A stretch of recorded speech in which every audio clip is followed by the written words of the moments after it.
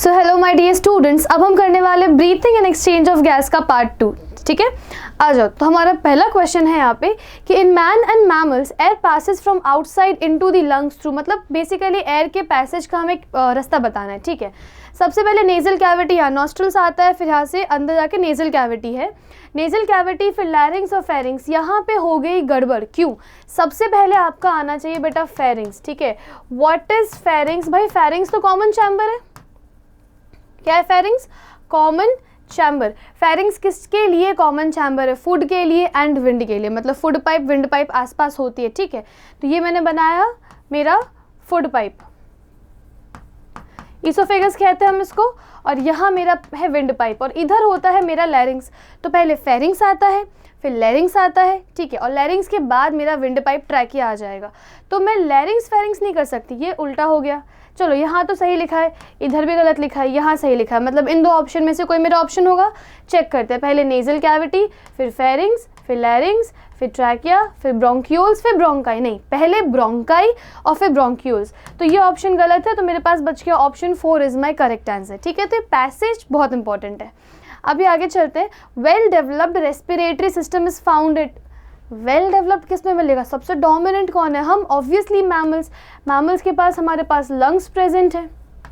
ठीक है, तो well developed respiratory system mammals में प्रॉपर लंग्स के थ्रू पल्मोनरी रेस्पिरेशन चल रहा है यहाँ पे। ठीक है, अर्थवर्म का तो आपको पता है कि अर्थवर्म की स्किन कैसी होती है? बहुत मॉइस्ट होती है, एंड मॉइस्ट स्किन के थ्रू रेस्पिरेशन को हम क्या बोलेंगे? क्यूटेनियस रेस्पिरेशन, जो बेसिकली इसके स्किन के थ्रू चल रहा है। ठीक है, नेक्स्ट क्वेश्चन आपके पास आता है प्राइमरी ब्रोंकाई। ठीक है, प्राइमरी ब्रोंकाई के बाद क्या आ जाएगा? सेकेंडरी ब्रोंकाई, प्राइमरी ब्रोंकाई, फिर सेकेंडरी ब्रोंकाई, लेकिन उससे पहले क्या आना चाहिए? ट्रैकिया। तो सबसे पहले मैं यहाँ पे क्या लिखूंगी? Trachea, option C. ट्रैकिया के बाद मैं क्या लिखूंगी? ऑप्शन ए प्राइमरी ब्रोंकाई, फिर मैं लिखूंगी option B secondary bronchi. Bronchi के बाद क्या आता है? Tertiary bronchi, option E tertiary bronchi. Bronchi के बाद क्या आ जाएगा? ब्रोंकियोल्स। ठीक है, तो उसके बाद मेरे पास आना चाहिए ब्रोंकियोल्स। सबसे पहले ब्रोंकियोल्स को हम कहते हैं इनिशियल ब्रोंकियोल्स, यहाँ पे नहीं है, फिर टर्मिनल ब्रोंकियोल्स, यहाँ पे नहीं है, लास्ट में क्या आ जाएगा? एल्वियोलाई, तो D. Now then which is supported by cartilaginous rings. ठीक है, जो स्टार्टिंग का पार्ट होता है वहाँ पे कार्टिलेजिनस रिंग्स प्रेजेंट है। ट्रैकिया में कार्टिलेजिनस रिंग प्रेजेंट है। ठीक है, ब्रोंकाई, ब्रोंकाई एंड ब्रोंकाई, तीनों ब्रोंकाई में प्रेजेंट है, एल्वियोलाई में नहीं प्रेजेंट है। डी नहीं आना चाहिए, तो डी नहीं आएगा। A B C and E is my answer. ठीक है, फिर आपने सुना होगा कि जो कार्टिलेजिनस रिंग्स होती है वो सी शेप्ड होती है या फिर डॉर्सली इनकम्प्लीट है। ऐसा क्यों? बिकॉज आगे के साइड पे ट्रैकिया है, पीछे के साइड पे ईसोफेगस है। ठीक है, तो अगर मैं ये बनाऊँ ट्रैकिया और ये हो गया ईसोफेगस, तो ये वेंट्रल साइड हो गया, डॉर्सल साइड हो गया। अब ऊपर से देखते हैं, this is my trachea, this is my oesophagus, चिपके चिपके, से यस और नो, ट्रैकिया एंड ईसोफेगस। अब अगर ऊपर से मेरी कार्टिलेजिनस रिंग बनेगी भी तो इतनी बन पाएगी, ईसोफेगस को फाड़ के अंदर तो नहीं बनेगी, नहीं ना, बाहर से बनेगी। तो हम कहते हैं कि इट इज इनकम्प्लीट, डॉर्सली पीछे के साइड से इनकम्प्लीट है, सी शेप्ड कार्टिलेजिनस रिंग्स है। इन तीन में आपको देखने के लिए मिलेगी। ठीक है, which set of animals have same respiratory organs? Check करते हैं। पहले तो हम बात करेंगे इंसेक्ट्स। इंसेक्ट्स लाइक कॉकरोच, क्या होता है इनके पास? स्पाइरकल्स।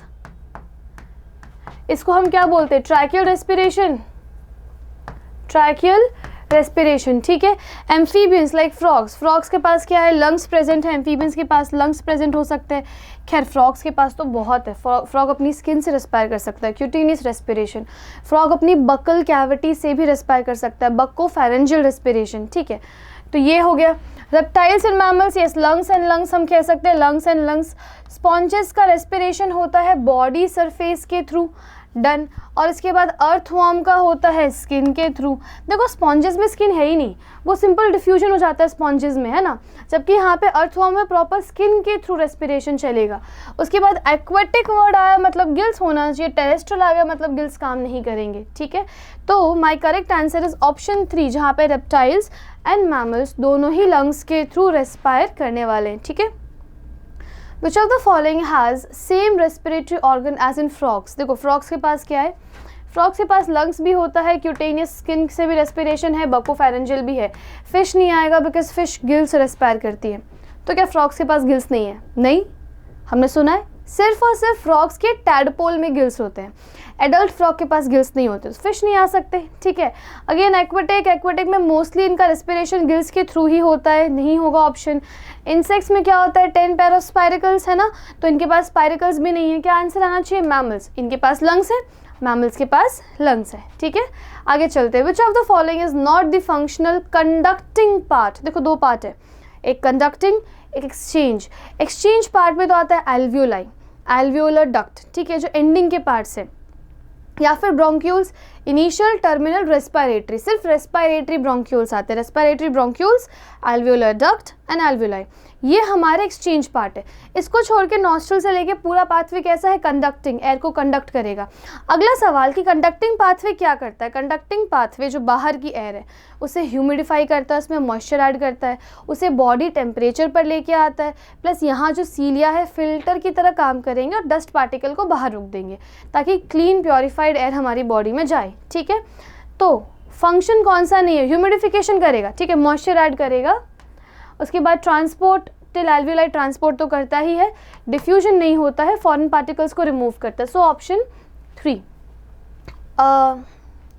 इसमें एक और चीज़ आपको पता होनी चाहिए, जैसे मैंने आपसे यहाँ पे क्या बोल दिया कि एयर को ह्यूमिडिफाई कर रहे हैं, तो एक्सक्रीशन वाले चैप्टर में क्वेश्चन आता है कि हमारे लंग्स में से क्या हम वाटर एक्सक्रीट कर सकते हैं, मतलब स्टेटमेंट बेस्ड क्वेश्चन आ सकता है कि is lungs also responsible for excretion of little amount of water. Yes, क्यों, देखो हम जो एयर एक्सहेल करते हैं वो बहुत मॉइस्ट है, वो बहुत ह्यूमिड है, क्यों, बिकॉज जब हम बाहर से ड्राई एयर लेते हैं, हम जैसी भी एयर लें, जब वो हम अंदर इनहेल करते हैं तो हमारी बॉडी उसमें मॉइस्चर ऐड करके उसको ह्यूमिडिफाई करती है। वही एयर जब हम एक्सहेल करेंगे तो एयर के साथ साथ थोड़ा सा मॉइस्चर भी हम एक्सहेल करते हैं, ठीक है। तो ये बहुत अच्छा सवाल लगता है मुझे। आगे चलते हैं, conducting part of respiratory system in human body extends from external nostrils.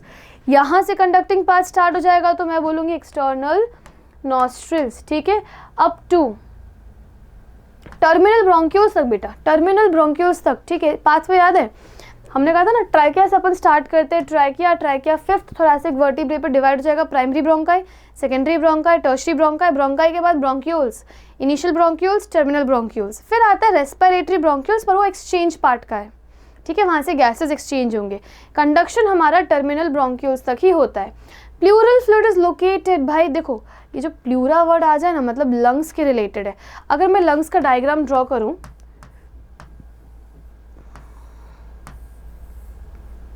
ये मेरे 2 लंग्स है, ठीक है। इस वाले लंग्स में एक्चुअली मेरे पास 3 लोब होते हैं, ऐसे मेरे पास कुछ फिशर्स प्रेजेंट है, और इस वाले लंग से मेरे पास 2 ही लोब होते हैं, ठीक है। एक को हम कहते हैं ट्रांसवर्स फिशर, एक को हम बोलते हैं ऑब्लिक फिशर। तो इसको मैं बोल दूंगी transverse fissure, this is OBLIQUE oblique fissure, and this is OBLIQUE oblique fissure है, ऊपर वाला ट्रांसवर्स फिशर है, ठीक है। तो पहली बात जो हमारा राइट साइड का लंग है, देखो राइट पे कुछ भी राइट नहीं है, राइट के लंग्स के भी 3 टुकड़े हैं, ठीक है, right side is never right in body. तो राइट वाले लंग्स के हमारे पास 3 लोब्स है, और लेफ्ट वाली लंग्स में हमारे पास 2 ही लोब्स होते हैं, ठीक है। अब लंग्स की मेम्ब्रेन की बात करते हैं।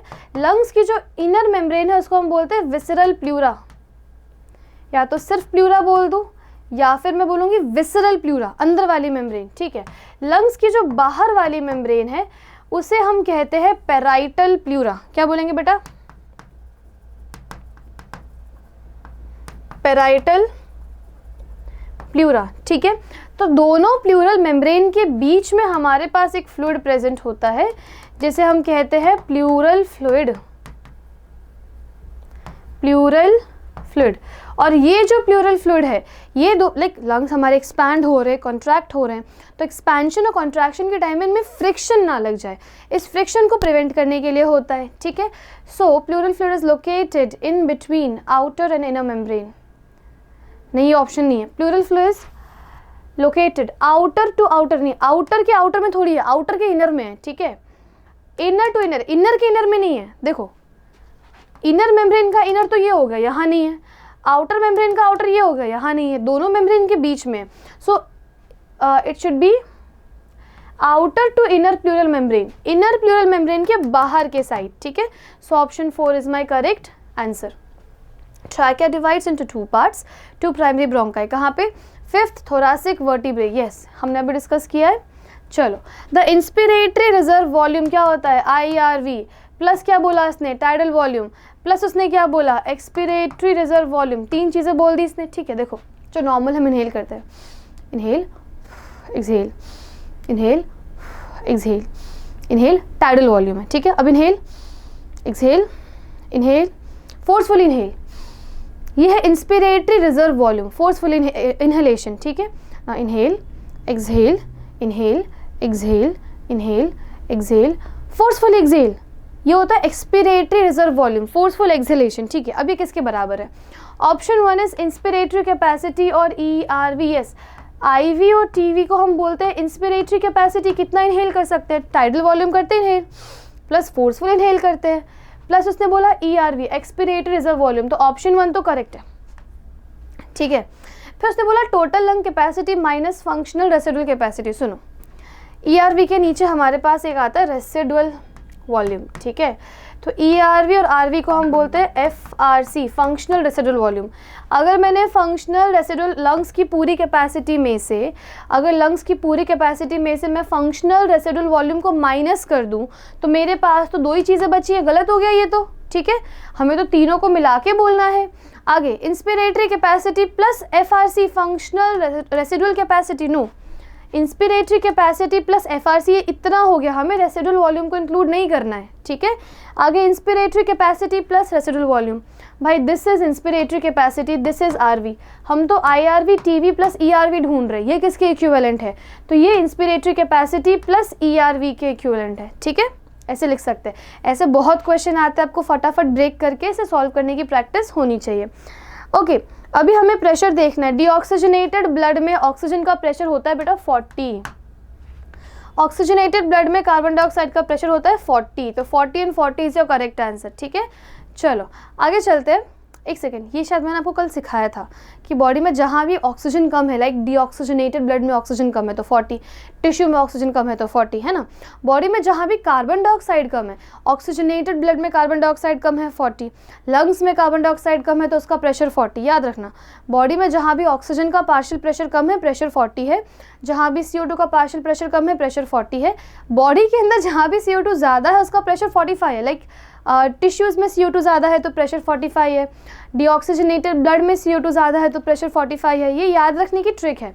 चलो ओके, मैच करना है टाइडल वॉल्यूम प्लस ERV, इसको बोलते हैं एक्सपिरेटरी कैपेसिटी, बिकॉज आप TV भी एक्सहेल कर सकते हो और ERV तो होता ही फोर्सफुल एक्सहेलेशन है, तो TV प्लस ERV को हम बोलते हैं एक्सपिरेटरी कैपेसिटी। A का 1 आ गया, एक ही ऑप्शन है, फिर भी देखते हैं, सब कुछ मिला दिया, RV ERV TV IRV, तो टोटल लंग कैपेसिटी B का 2, ERV प्लस RV अभी हमने डिस्कस किया था, ERV plus RV functional residual capacity.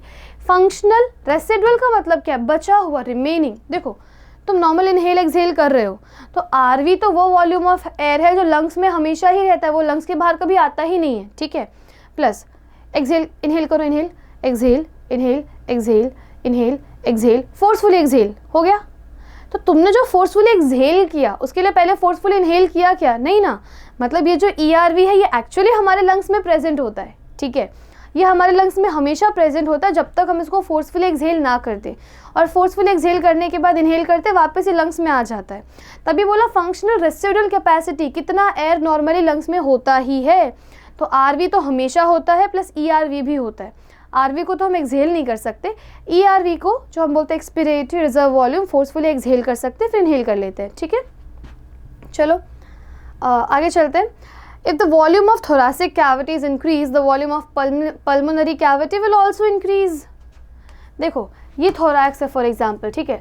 thorax के अंदर अगर मैंने लंग्स ऐसे रखे हैं तो हम कहते हैं कि thoracic चैम्बर जहाँ पे कैविटी बनती है वो एक एयर टाइट कैविटी, हम ब्रीदिंग क्यों कर पा रहे हैं, इस एयर टाइट कैविटी की वजह से लंग्स का जो आउटर वॉल है वो thorax के साथ चिपका हुआ है ना, ठीक है। thoracic chamber is actually air tight chamber, thorax expand करेगा तो अंदर से लंग्स भी एक्सपैंड करेंगे, thorax कॉन्ट्रैक्ट करेगा तो अंदर से लंग्स भी कॉन्ट्रैक्ट करेंगे, तो thorax जो हमारा है वो एक air tight chamber, thoracic cavity हमारी एक एयर टाइट चैम्बर है, ठीक है। तो अगर thoracic कैविटी इंक्रीज होगी तो लंग्स के अंदर पल्मोनरी कैविटी इंक्रीज होगी, thoracic डिक्रीज होगा तो लंग्स के अंदर पल्मोनरी भी डिक्रीज होगा। ट्रू फॉल्स देखते, लास्ट से हम स्टार्ट कर लेते हैं। Earthworm respire through parapodia, false. क्यों? पैरापोडिया नीरीज में होते हैं, ठीक है। फाइलम एनीलिडा, अर्थवर्म का भी फाइलम एनीलिडा है और नीरीज का भी फाइलम एनीलिडा है, इनका फाइलम सेम है और इनकी बॉडी सेगमेंटेड है। ये एक्वेटिक मेंबर होते हैं नीरीज, जिनकी बॉडी के साइड में ऐसे ट्राइंगुलर फ्लैप्स होते हैं, ट्राइंगल जैसे स्ट्रक्चर होते हैं, ये इनकी बॉडी के दोनों साइड पे प्रेजेंट है, ठीक है। इन ट्राइंगल स्ट्रक्चर को हम कहते हैं पैरापोडिया। ये पैरापोडिया बेसिकली स्विमिंग में हेल्प करते हैं, जितने भी एक्वेटिक मेंबर है एनीलिडा के उनके पास होगा पैरापोडिया, स्विमिंग में हेल्प करेगा, रेस्पिरेशन में कोई भी रोल नहीं है। तो मुझे आना चाहिए फॉल्स फॉल्स फॉल्स, 3 तो नहीं हो सकता। चलो, carbon dioxide can not be transported with haemoglobin, even this statement is false. क्यों? 20 से 25% CO2 का ट्रांसपोर्ट हीमोग्लोबिन से ही होता है, ठीक है। सो अगेन मेरे पास आना चाहिए false. Okay, clear cut answer मिल चुका है मुझे ऑप्शन 4। हम बाकी स्टेटमेंट पढ़ेंगे। During gaseous exchange the gases diffuse from high partial pressure to low partial pressure. Yes, gases का फंडामेंटल सिंपल है कि गैसेस ऑलवेज मूव या डिफ्यूज, गैसेस क्या करती हैं? Diffuse from high partial pressure to low partial pressure. तभी जब हम इनहेल करते हैं, हम क्या करते हैं? अगर हमें चाहिए कि हमें इनहेल करना है तो इनहेल करने के लिए एटमॉस्फेरिक प्रेशर ज़्यादा होना चाहिए, लंग्स के अंदर का प्रेशर कम होना चाहिए, तो ही हम इनहेल कर पाएंगे। तो हम उसके लिए क्या करते हैं? हमें एक बात पता है कि जो प्रेशर होता है it is inversely proportional to volume. अगर मैंने वॉल्यूम बढ़ा दिया तो अंदर का प्रेशर कम होगा, प्रेशर कम होगा तो मैं इनहेल कर पाऊंगी। समझ में आया? तो जब हमें इनहेल करना है, पहले हमारे जो चेस्ट है वो एक्सपैंड करेंगे, अंदर का वॉल्यूम बढ़ेगा, अंदर का वॉल्यूम बढ़ेगा तो प्रेशर कम होगा, प्रेशर कम होगा तो एयर अंदर जाएगी, तो हम इनहेल कर पाएंगे, ठीक है। तो this statement is actually true and the first statement is formation of oxyhaemoglobin occurs on the alveolar surface. Kind of कह सकते हैं, बहुत परफेक्ट स्टेटमेंट नहीं है। ये एल्वियोलाई है, एल्वियोलाई के सरफेस पे यहाँ पे ब्लड वेसल्स हैं, है ना, और यहाँ ब्लड वेसल में आपका ऑक्सीहीमोग्लोबिन बन रहा है, ठीक है। तो ये सेंस बनेगा तो आप इसे कह सकते हो। चलो, now in addition to muscles of diaphragm which set of muscles are also important for respiration. देखो, सबसे पहले डायफ्रम के साथ साथ आपको चाहिए होता है इंटरकोस्टल मसल, ठीक है। कोस्टल वर्ड किसके लिए यूज़ करते हैं? रिब्स के लिए। देखो, कोस्टल का मतलब क्या होता है भाई? रिब्स, ठीक है। कोस्टल वर्ड किसके लिए यूज़ कर रहे हैं? रिब्स के लिए। तभी रिब्स के साथ मिलने वाली कार्टिलेज को क्या बोलते हैं? Costal cartilage. याद है? देखो मैं तुम्हें एक डायग्राम दिखाती हूँ कि ये हमारे पास मान लो स्टर्नम है सामने के साइड, और यहाँ मेरे रिब्स आके जुड़ रहे हैं। तो जो भी मेरे रिब्स यहाँ स्टर्नम से जुड़ते हैं वो एक कार्टिलेज की मदद से जुड़ते हैं, कॉल्ड एज हाइलन कार्टिलेज। और इस हाइलन कार्टिलेज को हम क्या बोलते हैं? कोस्टल कार्टिलेज बोलते हैं। क्या बोलते हैं? कोस्टल कार्टिलेज, बिकॉज कोस्टल का मतलब ही क्या होता है? रिब्स, ठीक है। अब ये जो रिब्स है, इन रिब्स के बीच में मिलने वाली मसल्स को क्या बोलूँगी? Intercostal muscle. क्या बोलूँगी? इंटरकोस्टल मसल, रिब्स के बीच में मिलने वाली मसल, ठीक है। जो बाहर के साइड से है उसको बोलते हैं EICM, एक्सटर्नल इंटरकोस्टल मसल। ऐसे है कि इंटरकोस्टल मसल में एक बाहर के साइड से एक अंदर के साइड से, तो बाहर वाली एक्सटर्नल इंटरकोस्टल मसल, अंदर वाली इंटरनल इंटरकोस्टल मसल, दोनों कोस्टल मसल्स इस तरीके से प्रेजेंट है, ठीक है। और दोनों कोस्टल मसल्स रेस्पिरेशन में इन्वॉल्व होती है। अगर जो बाहर की एक्सटर्नल इंटरकोस्टल मसल है ना, वो कॉन्ट्रैक्ट करेगी तो वॉल्यूम बढ़ेगा, वॉल्यूम बढ़ेगा तो प्रेशर कम होगा, प्रेशर कम होगा तो हम इनहेल कर पाएंगे। गुड। तो इंटरकोस्टल मसल चाहिए मुझे along with diaphragm for breathing. Pectoralis का है बेटा, आपने 12th क्लास में नहीं पढ़ा है, जब हम ब्रेस्ट का डाइसेक्शन देखते हैं, ठीक है, क्रॉस सेक्शन बेसिकली, कि सबसे नीचे हमारे पास क्या होती है? मान लो ये रिब्स है ना, ये रिब्स है, रिब्स के आगे एक मसल प्रेजेंट है, उसको बोलते हैं पेक्टोरालिस मेजर मसल। ये जो चेस्ट की एरिया का मसल होता है, जो जिम में जाके हम बनाते हैं, चेस्ट डे होता है, तो जो चेस्ट की एरिया का मसल है उसे हम कहते हैं पेक्टोरालिस मेजर मसल, ये आगे वाली मसल, ठीक है। नाउ ट्रेपीजियस मसल क्या है? यहाँ पे नेक और बैक में जो मसल है, फॉर एग्जांपल अगर मैं एक इंसान को ऐसे बना दूँ, ठीक है, तो यहाँ पे ऐसे शेप में, ठीक है, ये नेक और बैक की जो मसल होती है उसको बोलते हैं ट्रेपीजियस मसल, जो हम बैक डे बनाते हैं अपने जिम में, तो दैट मसल इज ट्रेपीजियस। तुम देखना मशीन को कभी तुम नोटिस करोगे तो मशीन पे लिखा होता है ट्रेपीजियस, लिखा होता है कि इस मसल को ट्रेन करना है, ठीक है। एक आता है सार्टोरियस मसल, ये बॉडी की लॉन्गेस्ट मसल है। लाइक मैं किसी इंसान की थाई ड्रॉ करती हूँ, नीज और ये पैर, ठीक है, तो इस तरीके से ना उसके पूरे थाई में एक पतली सी मसल, थाई की मेजर मसल नहीं है ये, थाई में एक पतली सी मसल इस तरीके से रन करती है जिसको हम बॉडी की लॉन्गेस्ट मसल भी कहते हैं। It is called as sartorius muscle. Sartorius muscle को आप टेलर मसल भी कह सकते हो, बिकॉज जो लोग टेलरिंग करते हैं उनके पैर का मूवमेंट कंटिन्यूस ऐसे होता है ना, तो उनके पैर के मूवमेंट में उनकी मसल बहुत ज़्यादा डेवलप्ड हो जाती है, ट्रेंड हो जाती है। हम तो टेलरिंग कर नहीं रहे, तो हमारी ये मसल उतनी ट्रेन नहीं है, ठीक है। टेलर मसल बोलते हैं बिकॉज टेलरिंग के प्रोसेस में ये जो मूवमेंट हम करते हैं टेलरिंग मशीन के ऊपर, उसके लिए ये मसल बहुत ज़्यादा इंपॉर्टेंट है। डन। तो इंटरकोस्टल हमारा आंसर है। आगे चलते। Incorrect statement, spirometer is use for measuring lungs volumes and capacity is very good. जो भी रेस्पिरेटरी वॉल्यूम कैपेसिटी है उसको मेजर करने के लिए स्पायरोमीटर चाहिए।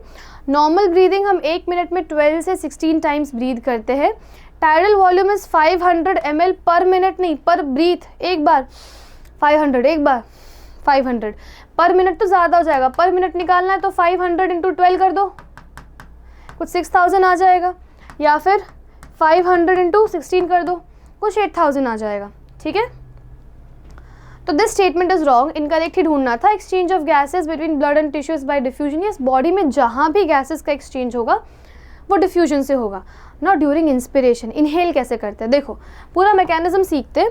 इनहेल करने के लिए क्या चाहिए, एयर बाहर से अंदर आए, यही चाहिए। एयर हमेशा हाई प्रेशर से लो प्रेशर में आएगी, ठीक है, मतलब अंदर लो प्रेशर रीजन क्रिएट करना पड़ेगा, लंग्स के अंदर लो प्रेशर रीजन क्रिएट करना पड़ेगा ताकि एयर बाहर से अंदर आ जाए, ठीक है। अगर प्रेशर कम मतलब वॉल्यूम क्या होना चाहिए, ज़्यादा।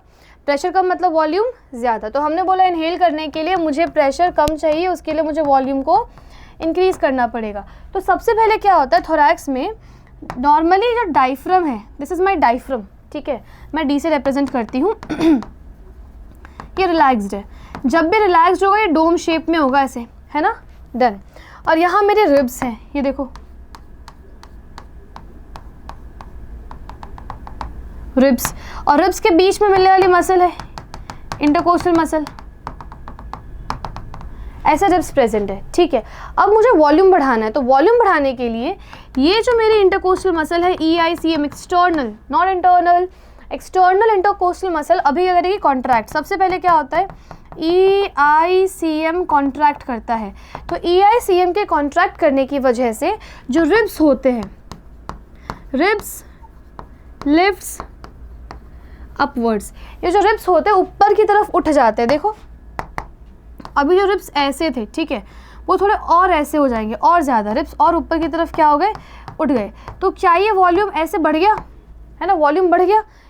फॉर एग्जांपल रिब्स इस तरीके से, यहाँ मसल है, मसल कॉन्ट्रैक्ट करेगी, रिब्स ऐसे उठ जाएंगे, तो रिब्स उठ गए तो आपको वॉल्यूम बढ़ रहा है ना, बढ़ रहा है, साइड में वॉल्यूम बढ़ेगा, ठीक है।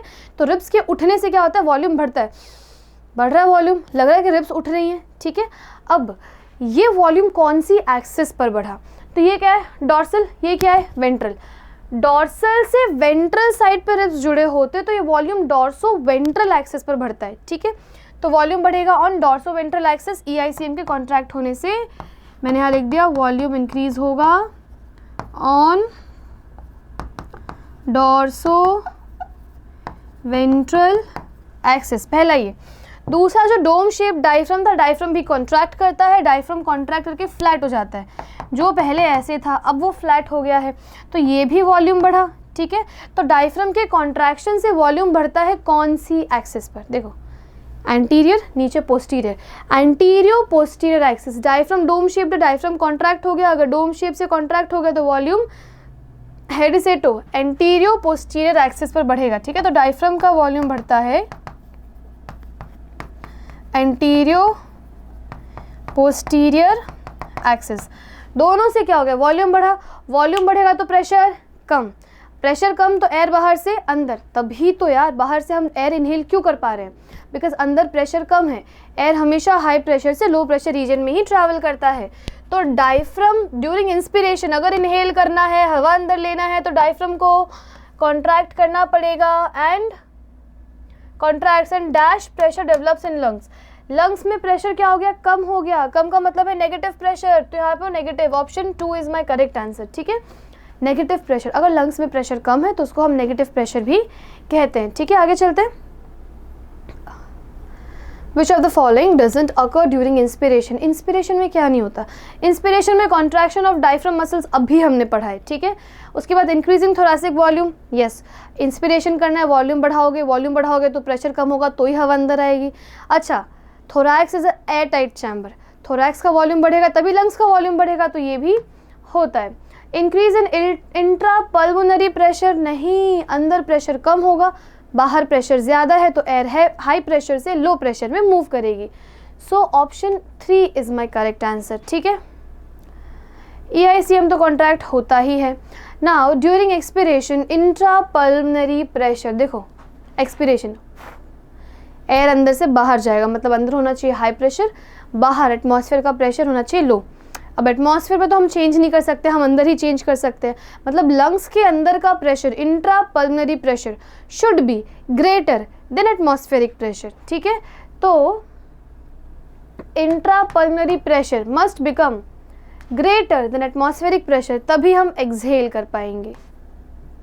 आगे चलते, लेबलिंग करनी है आपको, ठीक है। Which of the following is responsible for reducing friction on lung surface.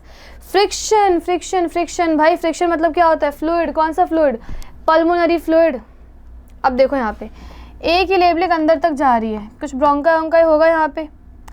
D आपके रिब्स का क्रॉस कट सेक्शन दिखा रहे हैं, ये सी आपका डायफ्राम दिखा रहा है, ठीक है। ये जो बी है, ये बी इंडिकेट कर रहा है यहाँ पे जो फ्लूइड है, ठीक है। तो ये होना चाहिए फ्लूइड। बाकी ये जो डायग्राम है ये आपको नीट में भी हो सकता है क्लियर ना दिखे, तो NCERT का डायग्राम एज इट इज़ कहाँ पे किस साइड पे कौन सी लेबलिंग है उसके साथ ही आपको याद करनी है, ठीक है। अब हमें यहाँ पे क्या करना है? Expiratory reserve volume, residual volume, tidal volume, inspiratory reserve volume, ठीक है।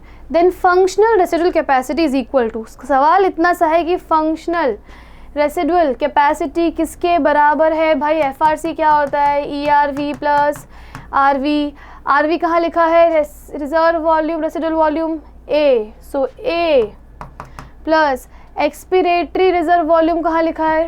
रिजर्व नहीं भाई, रेसिडुअल था, ये है expiratory reserve volume A plus residual volume B, तो A प्लस B, ठीक है। तो मेरा आंसर जाएगा A प्लस B। तो कौन सी कैपेसिटी किन दो वॉल्यूम से ऐड करके बनती है पता होना चाहिए। Volume of air left in lungs after normal expiration, अभी देखा था कि नॉर्मल एक्सपिरेशन के बाद ERV expiratory reserve volume plus RV residual volume दोनों ही लंग्स में प्रेजेंट होते हैं, और इन दोनों को मिला के हम बोलते हैं फंक्शनल रेसिडुअल कैपेसिटी। क्या बोलते हैं? Functional residual capacity. मैच कर दे, टाइडल वॉल्यूम होता है 500 ml, सो ए का होना चाहिए 3। इंस्पिरेटरी रिजर्व वॉल्यूम इज 2500 से 3000, तो 3000 लेंगे 2। इंस्पिरेटरी रिजर्व वॉल्यूम मतलब B। 4 क्यों दिया? 1100 नहीं होता। चलो वापस एंडिंग से मैच करते हैं। What is D? Inspiratory capacity बहुत ज़्यादा होगा ये, मुझे लगता है ऑप्शन में गड़बड़। एक और बार देखते हैं। टाइडल वॉल्यूम एक बार में कितना इनहेल कर सकते हैं? एक बार में इनहेल कर सकते हैं हम 500, तो ए का आना चाहिए ऑप्शन 3। चलो ए का हमारा आ गया 3। Inspiratory reserve volume B, inspiratory होगा 3000 ml, तो हमने लिख दिया यहाँ पे 2। What is C? Total lung capacity, ये होगा 6000, तो हमने इसका लिख दिया 1। इंस्पिरेटरी कैपेसिटी, कुछ तो भाई गड़बड़ है बेटा, इस ऑप्शन में थोड़ी सी गड़बड़ है, ठीक है। बाकी आपको पता है कि इंस्पिरेटरी कैपेसिटी आप कैसे निकालोगे। इंस्पिरेटरी कैपेसिटी का मतलब होता है 2500 प्लस 500, मतलब IRV प्लस TV। या तो आप ऐसे निकाल सकते हैं या फिर आप 3000 प्लस 500, बिकॉज IRV की वैल्यू होती है 2500 से लेके 3000 तक, तो ये आ जाएगा आपका 3500। तो इंस्पिरेटरी कैपेसिटी इन दोनों में से एक होना चाहिए, ठीक है। चलो हम आगे चलते हैं। गिवन ऑप्शन में से एक भी सही नहीं है। Next question, total volume of air a person can inspire after normal expiration. समझो नॉर्मल एक्सपिरेशन, नॉर्मल एक्सपिरेशन, तो नॉर्मल एक्सपिरेशन के बाद सबसे पहले तो वो टाइडल वॉल्यूम, और उसके बाद inspiratory reserve volume, forceful inhalation, तो TV प्लस IRV मिला के बोलते हैं इंस्पिरेटरी कैपेसिटी, वेरी गुड। आगे, maximum volume of air a person can expire after forced inspiration, तुम समझो, पर्सन कैन एक्सपायर मतलब कितना एक्सहेल कर सकता है after forceful inspiration, forcefully inhale करने के बाद। अगर तुमने फोर्सफुली इनहेल किया मतलब क्या, तुमने IRV इनहेल किया, फोर्सफुल तुम यही इनहेल करते हो। अच्छा, सबसे पहले तो नॉर्मल इनहेल किया होगा TB, फिर फोर्सफुल IRV, ठीक है, तो ये तुमने दोनों इनहेल किया। चलो, एक वॉल्यूम ऑफ एयर जो लंग्स में हमेशा रहती है, क्या रहती है, एक्सपिरेटरी रिजर्व वॉल्यूम, ठीक है, और एक जो कभी लंग से बाहर निकलती ही नहीं है उसे हम क्या बोलेंगे, रेसिडुअल वॉल्यूम। तो एक बंदे ने फोर्सफुल इनहेल कर लिया मतलब उसका लंग्स पूरा भर चुका है भाई, उस लेवल पे है। अब वो कितना एक्सपायर कर सकता है, वो फोर्सफुल इनहेल किया हुआ एयर एक्सपायर कर सकता है, वो टाइडल वॉल्यूम एक्सपायर कर सकता है, और फोर्सफुल एक्सहेलेशन ERV एक्सपायर कर सकता है, ठीक है। RV लंग्स के बाहर कभी आता ही नहीं है। और इन तीनों को मिला के हम कहते हैं VC, वाइटल कैपेसिटी, ठीक है, जो नॉर्मल रेस्पिरेशन, फोर्सफुल इनहेलेशन के बाद कितना एक्सपायर कर सकते हो या फोर्सफुल एक्सहेलेशन के बाद कितना इंस्पायर कर सकते हो, ठीक है, वाइटल कैपेसिटी। आगे चलते हैं, range of inspiratory reserve volume, अभी हमने कैलकुलेट किया था कि inspiratory IRV is from 2500 to 3000 ml। Okay, labelling करनी है, देखो, The section of alveoli is given in the diagram. Which of the following is not correctly identified? कौन सा आइडेंटिफाइड नहीं है, चेक करते बेटा। सबसे पहले हमारे पास यहाँ पे हम लेंगे ए तुम्हें एल्वियोलाई की वॉल दिखा रहा है, तो ठीक है, ए मैं बोल दूंगी एल्वियोलर वॉल है, ठीक है। ये सी बीच का स्पेस है, मतलब बेसमेंट मेम्ब्रेन होना चाहिए। एल्वियोलाई की वॉल है ये है ब्लड कैपिलरी, और बीच के स्पेस में क्या आएगा, बेसमेंट मेम्ब्रेन, ठीक है। डी रेड ब्लड सेल, हाँ ब्लड के अंदर रेड ब्लड सेल तो होंगे ही। और बी आर्टरी थोड़ी है, ये कैपिलरी है, क्यों, एक्सचेंज का जितना भी प्रोसेस है वो आर्टरीज या वेन्स में से नहीं होता, एक्सचेंज होता है कैपिलरीज में से, बिकॉज आर्टरीज 3 लेयर थिक है, वेन्स 3 लेयर थिक है, वहाँ से हम एक्सचेंज नहीं कर सकते। कैपिलरीज सिंगल लेयर थिक होता है, जहाँ भी एक्सचेंज करना है, डिफ्यूजन करना है, वहाँ कैपिलरीज ही आएगा। So this is my wrong answer. ये आर्टरी की जगह पे क्या होना चाहिए था, कैपिलरीज, ठीक है। आगे चलते हैं, gesture. CO2 in blood is mainly transported as, part 1 में कितना गया था कि ब्लड में CO2 mainly HCO3 minus bicarbonate के फॉर्म में ट्रांसपोर्ट होगा।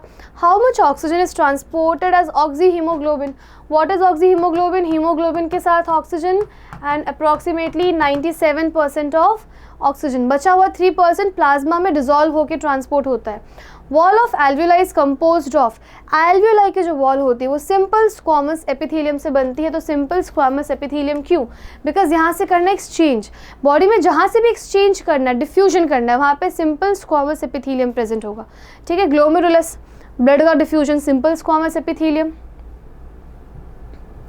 चलो, in which part of lungs gaseous exchange takes place, alveolar, duct and alveoli. Trachea में नो एक्सचेंज, कंडक्टिंग पार्ट है, कंडक्टिंग पार्ट है, कंडक्टिंग पार्ट है, ठीक है। ह्यूमन लंग्स हमने भी देखा, right side is never right, so right side में 3 लोब्स हैं, so 3 right and 2 left lobes, ऐसे हमारे ह्यूमन के लंग्स डिवाइडेड होते हैं। टाइम नहीं चाहिए, यस, मैच करना है। सबसे पहले लैरिंग्स, लैरिंग्स क्या हमारा साउंड बॉक्स होता है, यस, जो मैं बोल पा रही हूँ, ठीक है। So larynx is my voice box. A का आना चाहिए R. Now trachea, trachea is my wind pipe, so मेरा बी का आना चाहिए एस, बी का एस। एल्वियोलाई, एल्वियोलाई क्या होता है, एल्वियोलाई इज एयर सैक, जहाँ से गैसेस एक्सचेंज होगा, सो सी का आना चाहिए मेरा Q. What is D, epiglottis ढक्कन है, ढक्कन मतलब lid of glottis, glottis actually structure है, ठीक है। लैरिंग्स के ऊपर के पार्ट को आप ग्लॉटिस कहते हैं, ग्लॉटिस के ऊपर के ढक्कन को आप कहते हैं एपिग्लॉटिस। सो डी का P, D P. Option 1 is my correct answer. Epithelium of respiratory bronchioles is, bronchioles की बात करें, रेस्पिरेटरी ब्रोंक्यूल्स, देखो पहले आता है इनिशियल ब्रोंक्यूल्स, फिर आता है टर्मिनल ब्रोंक्यूल्स, फिर आता है रेस्पिरेटरी ब्रोंक्यूल्स, ठीक है भाई। रेस्पिरेटरी ब्रोंक्यूल्स जहाँ से गैसियस एक्सचेंज हो रहा है, वहाँ पे क्या मेरे पास सूडो स्ट्रैटिफाइड हो सकता है क्या, बिल्कुल नहीं हो सकता, ठीक है। देखो सूडो स्ट्रैटिफाइड, वैसे स्ट्रैटिफाइड का मतलब होता है मल्टी लेयर, लेकिन इसको सूडो स्ट्रैटिफाइड बोलते हैं बिकॉज ये सिंगल लेयर होता है जो मल्टी लेयर जैसे दिखता है। ये रेस्पिरेटरी पाथवे के इनिशियल पोर्शन में हो सकता है, बट इधर नहीं, so this is wrong. Simple squamous होगा। सूडो स्ट्रैटिफाइड एंड सेंसरी नहीं, सूडो स्ट्रैटिफाइड यहाँ पे नहीं मिलेगा। क्यूबॉइडल नहीं, क्यूबॉइडल का काम होता है सेक्रीशन, एब्जॉर्प्शन। अभी मुझे यहाँ से एक्सचेंज करना है, क्यूबॉइडल एपिथेलियम से मैं एक्सचेंज नहीं कर सकती। सो आंसर आना चाहिए सिंपल स्क्वामस एपिथेलियम। पाथवे सबसे पहले ट्रैकिया, ट्रैकिया से सीधे लंग्स और बाद में लैरिंग्स, गलत। लैरिंग्स के बाद फेरिंग्स, गलत। लैरिंग्स के बाद फेरिंग्स, गलत। Nostrils common pathway pharynx, pharynx के नीचे लैरिंग्स, लैरिंग्स के नीचे trachea, trachea fifth thoracic vertebrae पर डिवाइड होगा ब्रोंकाई। कौन सा? Primary, secondary, tertiary. ब्रोंकाई आगे जाके डिवाइड करेंगे ब्रोंक्यूल्स में, लास्ट में आपके पास क्या आ जाएगा? एल्वियोलाई। ठीक है, so third one. Now which of the following statement is correct? कौन सा स्टेटमेंट सही है? पहला, chest expand because air enters into the lungs. नहीं, ये नहीं, पहले चेस्ट एक्सपैंड करेगा तब जाके एयर एंटर होगी। ठीक है, तो air enters into the lungs because chest expands, ये ज़्यादा सही स्टेटमेंट है। एयर अंदर क्यों एंटर कर पाती? बिकॉज चेस्ट एक्सपैंड होगा। लॉजिक, पहले चेस्ट एक्सपैंड होगा, वॉल्यूम बढ़ेगा, वॉल्यूम बढ़ेगा तो प्रेशर कम होगा, प्रेशर कम होगा तो एयर बाहर से अंदर आएगी। ठीक है, पहला वाला उल्टा बोल दिया, पहले हवा आएगी फिर वो बढ़ेगा क्या? नहीं, पहले चेस्ट एक्सपैंड होगा फिर एयर अंदर आएगी। The muscles of diaphragm contract because air enters. नहीं, पहले मसल्स कॉन्ट्रैक्ट करेंगे फिर एयर अंदर आएगी। Again wrong.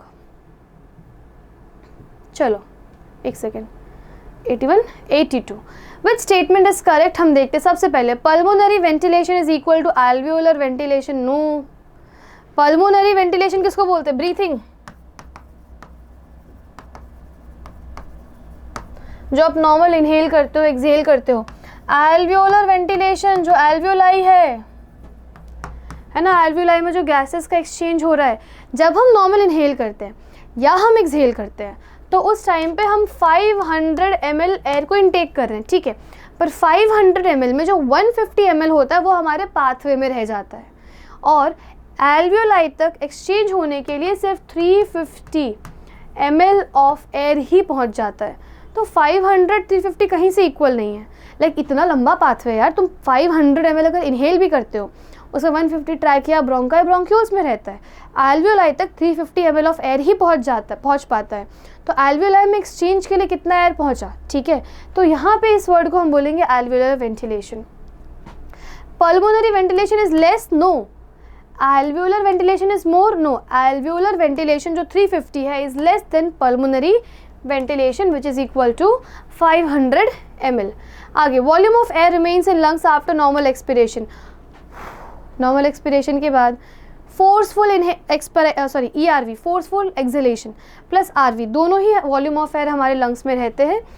ERV plus RV, इसको मिला के हम क्या बोलते हैं? फंक्शनल रेसिडुअल कैपेसिटी, कि नॉर्मल एक्सहेल करने के बाद कितना एयर आपकी लंग्स में बचा रहेगा।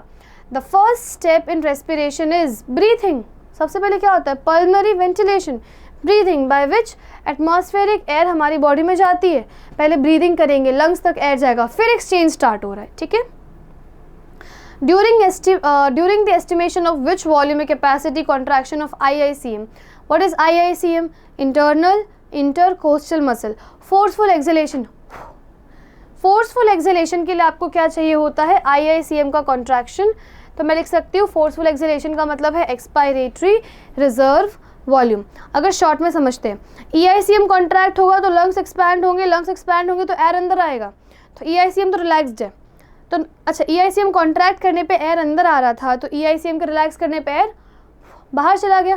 पर फोर्सफुल एक्सहेल करना है यार, एक्सहेल करने का मतलब क्या? अंदर की एयर बाहर, है ना, अंदर की एयर बाहर मतलब अंदर, हाई प्रेशर बाहर, लो प्रेशर। क्यों? बिकॉज एयर हमेशा हाई प्रेशर से लो प्रेशर में ही जाती है।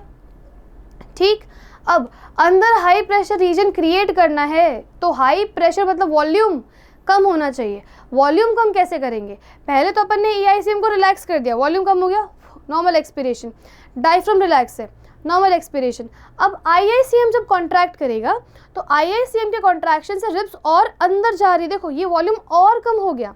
IICM के कॉन्ट्रैक्शन से रिब्स और अंदर जाती है, वॉल्यूम और भी ज़्यादा कम हो जाता है। वॉल्यूम जितना कम, प्रेशर उतना ज़्यादा, प्रेशर ज़्यादा मतलब फोर्सफुल एक्सहेलेशन। ठीक है, तो it should be expiratory reserve volume. Now in between two successive breath are lungs remains inflated due to, मतलब हम एक्सहेल भी कर रहे हैं पर यही तो मतलब नहीं कि एक्सहेल के लंग्स चिपक गए, ऐसा नहीं होता है ना। Due to presence of surfactant inside the alveoli, surfactant present है बट उसका इसमें कोई रोल नहीं होता। Positive pressure which is generated by pleural fluid, negative pressure which is generated by pleural fluid, air which remains filled in lungs as residual volume। तो में से कई लोग मुझे बोलोगे मैम कि इसके पीछे का रीज़न ये होता है कि भाई लंग्स में जो एयर भरा हुआ है, ठीक है, लंग्स में जो एयर भरा हुआ है वो हमारे लंग्स को कॉन्ट्रैक्ट करने नहीं दे रहा है। नो डाउट बेटा, दिस इज़ ऑल्सो करेक्ट कि हमारे पास रेसिडुअल वॉल्यूम है जो हमारे लंग्स को कोलैप्स होने से बचाती है, पर उससे ज़्यादा इंपॉर्टेंट है प्लूरल फ्लूइड, ठीक है। होता कैसा है कि मेरी आउटर मेम्ब्रेन है, इनर मेम्ब्रेन है। आउटर मेम्ब्रेन हमारी चेस्ट कैविटी, थोरैसिक कैविटी के कांटेक्ट में है और इनर मेम्ब्रेन हमारी लंग्स के कांटेक्ट में है, और यहाँ पे क्या है, एक प्लूरल फ्लूइड भरा हुआ है। तो जब होता कैसे कि लंग्स अगर एक्सपैंड कर रही है, ये बाहर जा रहा है, समझ में आ रहा है, लंग्स अगर एक्सपैंड कर रही है तो ये इसको भी खींचेगा ना, समझ में आया। तो एक नेगेटिव प्रेशर क्रिएट हो रहा है यहाँ पे। तो एक्चुअल में एक नेगेटिव प्रेशर क्रिएट होता है प्लूरल फ्लूइड की वजह से, जो लंग्स को कोलैप्स करने से बचाता है, ठीक है। तो मेजर रीज़न इसका ये जाता है। आगे चले, ठीक है। अगला सवाल, match column 1 and column 2 and choose the option. ERV expiratory reserve volume मेरा होता है 1000 से 1100, चलो ठीक है। IA का मैंने चलो चुन लिया 1, IRV 2500 B का है 3, फिर TV 500 C का है 4। इतना देखते A1 B3 C4 कहाँ पे, A1 B3 C4, option 3। Capacities निकालने के लिए आप 2 वॉल्यूम को ऐड कर दीजिए। आगे चलते हैं। ब्रीथिंग का मतलब क्या है, process of exchange of CO2 from atmosphere with O2 produced by cells. हमारे सेल्स कब से O2 बनाने लग गए, गलत। Process of exchange of oxygen from the oxygenated blood with CO2 produced by cell, कह सकते हैं, बट एक सेकंड रुकना। ब्रीथिंग तो बाहर हो रहा है तो एटमॉस्फेयर के साथ एक्सचेंज होना चाहिए। Process of exchange of oxygen from atmosphere, yes, with CO2 produced by lungs, ये परफेक्ट है। क्यों, ब्रीथिंग इज ये लेवल जो नोज के लेवल पे होता है उसको ब्रीथिंग बोलते हैं, ठीक है। ब्रीथिंग और पल्मनरी वेंटिलेशन, तो हमारे सेल्स जो CO2 को बनाते हैं वो बॉडी के बाहर जाता है और बाहर से ऑक्सीजन बॉडी के अंदर आता है, उसे हम कहते हैं ब्रीदिंग या फिर pulmonary ventilation. Body tissue obtain oxygen from haemoglobin because of its dissociation in tissues caused by, भाई टिश्यू के पास क्या होता है, जो हमारा रेड ब्लड सेल आया है HbO2 लेके आया है ऑक्सी हीमोग्लोबिन, ये ऑक्सी हीमोग्लोबिन यहाँ पे आएगा, टिश्यू ने बना रखा है बहुत ज़्यादा CO2, तो ये CO2 हीमोग्लोबिन के पास जाएगा और इनका ब्रेक डाउन इंड्यूस कर देगा। ऑक्सीजन टूटा और हमारे टिश्यू को ऑक्सीजन मिल गया, ठीक है।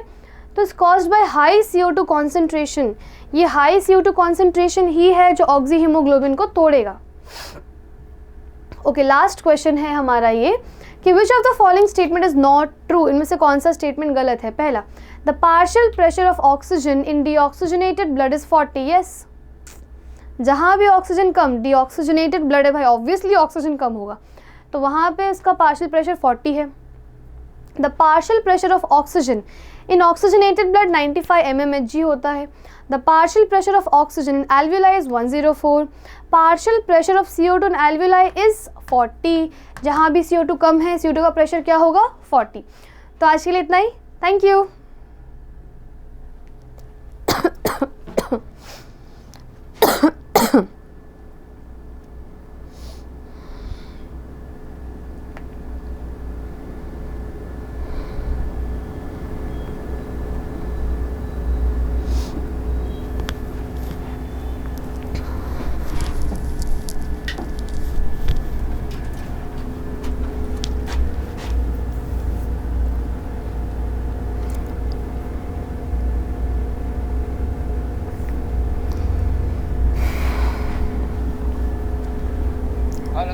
सर बंद कहाँ से करूँ मैं इसको?